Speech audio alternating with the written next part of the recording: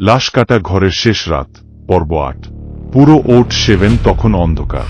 শুধু টর্চের কাপা আলোয় ছাদে উল্টো ঝুলে থাকা সেই জিনিসটাকে দেখা যাচ্ছে।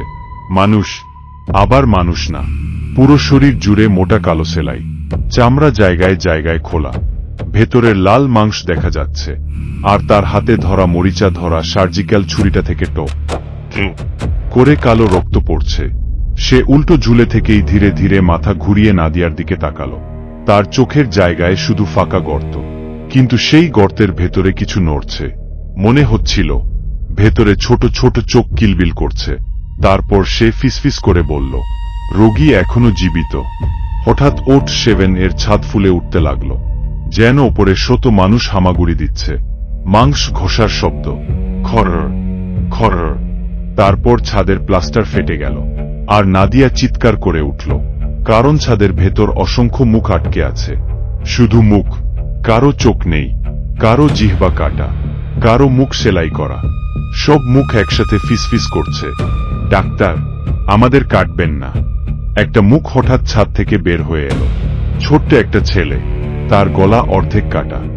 সে নাদিয়ার দিকে তাকিয়ে বলল, আমি ব্যথা পেয়েছিলাম। তারপর সে আবার ছাদের ভেতরে ঢুকে গেল। হঠাৎ OT7 এর পুরনো অপারেশন লাইটগুলো নিজে থেকেই জ্বলে উঠল, তীব্র সাদা আলো। নাদিয়া চোখ ঢেকে ফেলল, আর আলো পরিষ্কার হতেই সে দেখল ঘরের মাঝখানে এখন একটা অপারেশন টেবিল, যেটা কয়েক সেকেন্ড আগেও ছিল না। টেবিলের চারপাশে কয়েকটা মানুষ দাঁড়িয়ে, পুরনো ডাক্তারদের পোশাক, মুখ দেখা যাচ্ছে না। তারা ধীরে ধীরে হাত ধুচ্ছে, কারো হাতে করাত, কারো হাতে ছুরি, কারো হাতে কাঁচি, আর সবাই একসাথে বলছে, অপারেশন শুরু করা হোক। নাদিয়া পিছিয়ে যেতে চাইল, কিন্তু হঠাৎ সে বুঝল তার পা নড়ছে না। সে নিচে তাকিয়ে জমে গেল, কারণ মেঝের ভেতর থেকে অসংখ্য হাত বের হয়ে তার পা চেপে ধরেছে। বরফের মতো ঠান্ডা হাত। ছাদের সঙ্গে ঝুলে থাকা সেলাই করা মানুষটা ধীরে ধীরে নিচে নামতে লাগল। তার শরীর থেকে পচা মাংস ঝরছে। Slow slow. সে অপারেশন টেবিলের পাশে এসে দাঁড়ালো, তারপর ধীরে ধীরে ছুরিটা তুলে নাদিয়ার দিকে ইশারা করল। হঠাৎ পুরো ঘরে শত মৃত কণ্ঠ একসাথে চিৎকার করে উঠল, সে এখনো বেঁচে আছে। ঠিক তখনই নাদিয়া অনুভব করল কেউ তার পেটের ওপর ঠান্ডা কিছু রাখছে। সে নিচে তাকিয়ে দেখল একটা সার্জিক্যাল ব্লেড ধীরে ধীরে তার পেট কেটে যাচ্ছে, কিন্তু আশেপাশে কেউ নেই। অদৃশ্য কিছু একটা তাকে কাটছে। তার গরম রক্ত বের হতে লাগল। নাদিয়া চিৎকার করে উঠল, আর সঙ্গে সঙ্গে চারপাশের সব মৃতদেহ একসাথে হাসতে শুরু করল। একটা শুকনো, বিকৃত, অমানুষিক হাসি। হঠাৎ দেয়ালের ভেতর থেকে ফুলে ওঠা একটা অংশ ফেটে গেল, কালো তরল ছিটকে বের হলো, আর সেই ফাটলের ভেতর থেকে ধীরে ধীরে একটা মানুষ বের হতে লাগল। প্রথমে হাত, তারপর মাথা, তারপর পুরো শরীর। লোকটার বুক খোলা, ভেতরে কোনো অঙ্গ নেই, ফাঁকা, তবুও সে হাঁটছে, আর তার শরীরের ভেতর থেকে শত শিশুর কান্না শোনা যাচ্ছে। সে ধীরে ধীরে নাদিয়ার কাছে এসে ফিসফিস করল, তুমি কি জানো মানুষ জীবন্ত কাটলে কেমন শব্দ হয়? তারপর সে নিজের বুকের ভেতরে হাত ঢুকিয়ে কিছু একটা বের করল। একটা ছোট্ট শিশুর মাথা। মাথাটা তখনও চোখ পিটপিট করছে। এদিকে পুরো হাসপাতাল বদলে যেতে শুরু করেছে। দেয়ালগুলো নরম হয়ে যাচ্ছে, যেন মাংস দিয়ে তৈরি। লিফটের দরজা খুললে ভেতরে দাঁত দেখা যাচ্ছে। করিডোরের বাতিগুলো চোখের মতো পলক ফেলছে। একজন রোগী পালাতে গিয়ে দেখল পুরো সিঁড়ি জুড়ে মানুষের চামড়া বিছানো, আর সেই চামড়ার নিচে কিছু নড়ছে ধীরে ধীরে, যেন কেউ ভেতর থেকে বের হতে চাইছে। নাদিয়ার আত্মা। হঠাৎ অপারেশন টেবিলের ওপরে শুয়ে থাকা অন্য নাদিয়া উঠে বসল।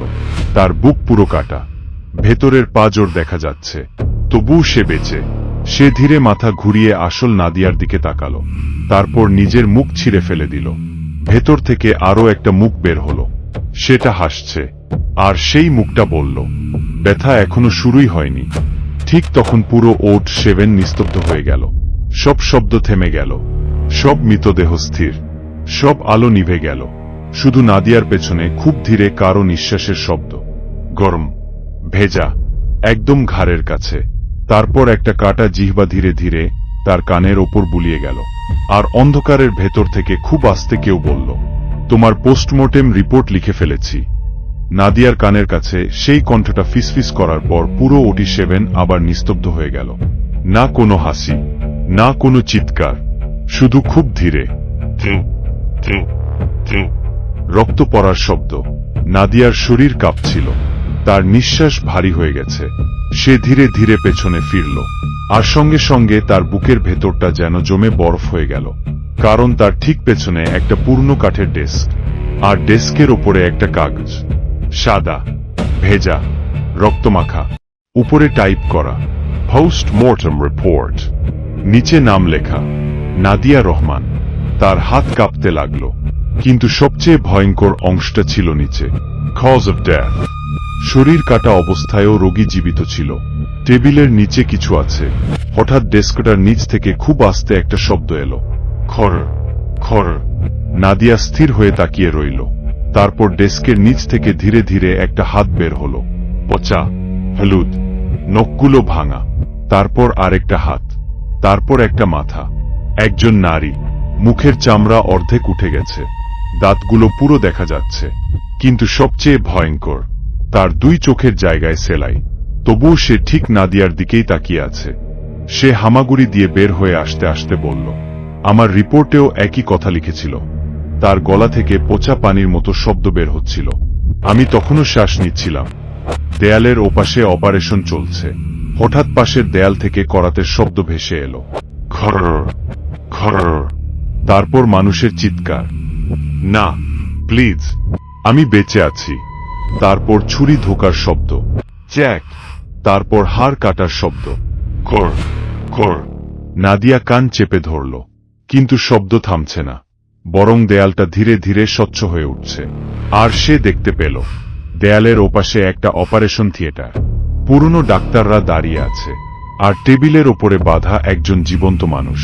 তার বুক কাটা হচ্ছে, লোকটা চিৎকার করছে, আর ডাক্তাররা হাসছে। হঠাৎ টেবিলের ওপরে থাকা মানুষটা মাথা ঘুরিয়ে সরাসরি নাদিয়ার দিকে তাকালো। তারপর চিৎকার করে বলল, ওরা শুনেও থামে না কেন? ঠিক তখন OT7 এর দরজা ধীরে ধীরে খুলে গেল। কিন্তু করিডোর দেখে সে চিৎকার করে উঠল, কারণ পুরো করিডোর বদলে গেছে। দেয়ালগুলো এখন জীবন্ত মাংসের মতো কাঁপছে। ভেতরে কিছু নড়ছে, যেন শত মানুষ দেয়ালের নিচে আটকে আছে। মাঝে মাঝে হাত বের হয়ে আসছে, আবার ভেতরে ঢুকে যাচ্ছে। ছাদ থেকে চুল ঝুলছে, মানুষের চুল, ভেজা, রক্তমাখা, আর পুরো মেঝে পিচ্ছিল। কারণ সেটা রক্ত না, গলতে থাকা চামড়া। স্ট্রেচারের মানুষটা, করিডোরের শেষ মাথায় একটা স্ট্রেচার দাঁড়িয়ে, সাদা কাপড় ঢাকা। নাদিয়া ধীরে ধীরে পিছিয়ে যেতে লাগলো, কিন্তু স্ট্রেচারটা নিজে থেকেই নড়ল, হুস হুস, ধীরে ধীরে তার দিকে আসছে। আর নাদিয়ার গলা দিয়ে কোনো শব্দ বের হলো না, কারণ স্ট্রেচারের ওপরে থাকা দেহটার পেট কাটা, ভেতরের সব অঙ্গ বাইরে ঝুলছে। তবুও সে বেঁচে, তার চোখ খোলা। সে কাপা গলায় বলল, তুমি কি জানো তারা কাটা শুরু করলে শরীর কতক্ষণ বেঁচে থাকে? তারপর সে নিজের ঝুলে থাকা নাড়িভুড়ি হাতে নিয়ে হাসতে লাগল। নাদিয়া দৌড়ে লিফটের সামনে এলো। দরজা খুলে গেল। সে ভেতরে ঢুকতেই দরজা বন্ধ। তারপর লিফট নামতে শুরু করল, নিচে, আরো নিচে। লিফটের স্ক্রিনে কোনো সংখ্যা নেই, শুধু একটাই শব্দ বলছে, মর্গ। হঠাৎ লিফট থেমে গেল। তারপর ভেতরের আলো নিভে গেল, পুরো অন্ধকার। নাদিয়া নিজের নিঃশ্বাস শুনতে পাচ্ছিল। তারপর তার পায়ের কাছে কিছু একটা নড়ল, ভেজা, ঠান্ডা। টর্চের আলো জ্বালাতেই তার বুক থেমে যাওয়ার মতো হলো, কারণ লিফটের মেঝেতে একটা কাটা মাথা পড়ে আছে, চোখ খোলা। আর সেটা খুব আস্তে আস্তে বলল, আমার শরীরটা এখনো নড়ছে। হঠাৎ লিফটের ছাদ থেকে রক্ত পড়তে শুরু করল। নাদিয়া ধীরে ধীরে ওপরে তাকালো, আর সেই মুহূর্তেই তার গলা দিয়ে বিকট চিৎকার বের হলো, কারণ লিফটের ছাদে উল্টো হয়ে শত শত মৃতদেহ আটকে আছে। সবাই একসাথে তার দিকে তাকিয়ে আছে, তাদের মুখ কাটা, চোখ ফাঁকা, আর প্রত্যেকের হাতে সার্জিক্যাল যন্ত্র।